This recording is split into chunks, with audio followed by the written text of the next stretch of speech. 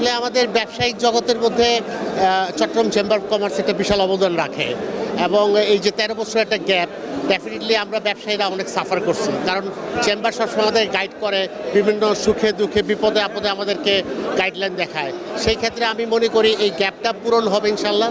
নতুন যে দল আসতেছে, যারা ইলেকশন করতেছে, একটা ফেয়ার এবং সুন্দর ইলেকশন হচ্ছে এবং আমি মনে করি এই ফেয়ার ইলেকশনের মধ্যে সঠিক নেতৃবৃন্দ বেরিয়ে আসবে এবং আমাদেরকে সঠিক পথে গাইড করবে।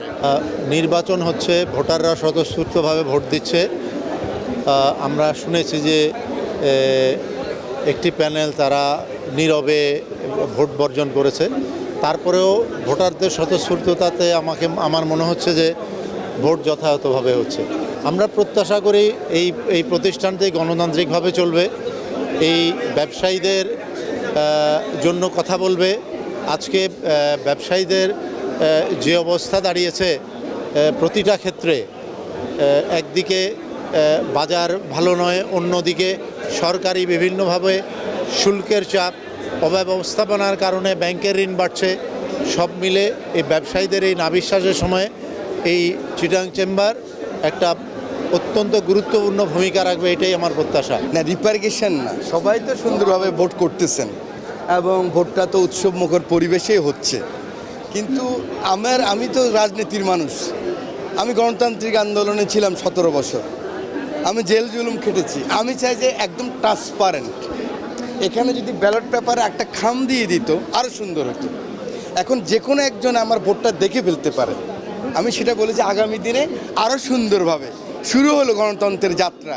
এই চেম্বার তো বন্ধ হয়ে গিয়েছিল, ঢাকা চেম্বার, চট্টগ্রাম চেম্বার, যে কোনো চেম্বার, FBCCI, এখানে তো ভোটের কোনো ব্যাপার ছিল না, মানুষের অধিকারের কোনো ব্যাপার ছিল না। আমি ঢাকা থেকে আসছি ঢাকার কাজ ছেড়ে ভোট দেওয়ার জন্য।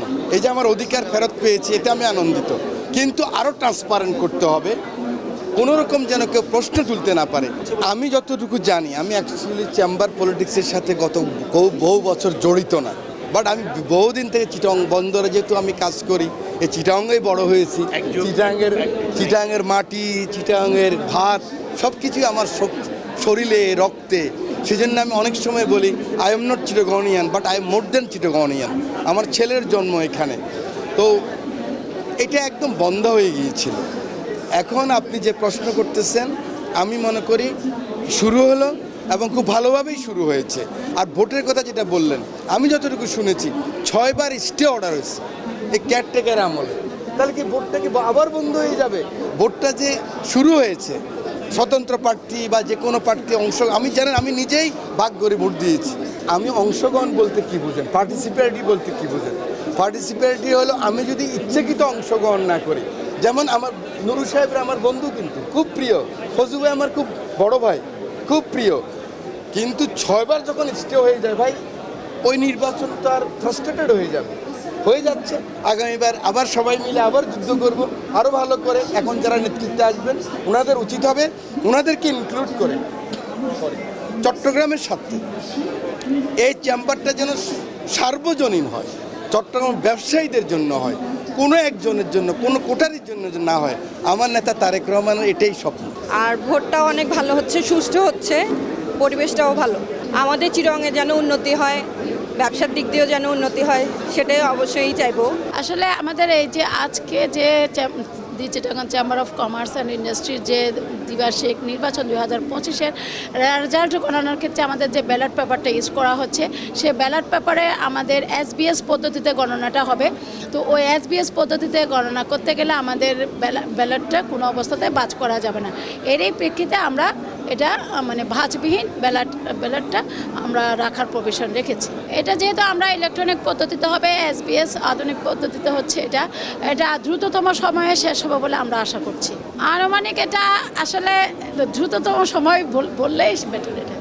না, এটাতে আমাদের যেটা দেখেছেন, আমাদের প্রার্থিতা প্রত্যাহারের একটা কিন্তু সময়সীমা ছিল, যে তফসিলের ঘোষণা অনুযায়ী।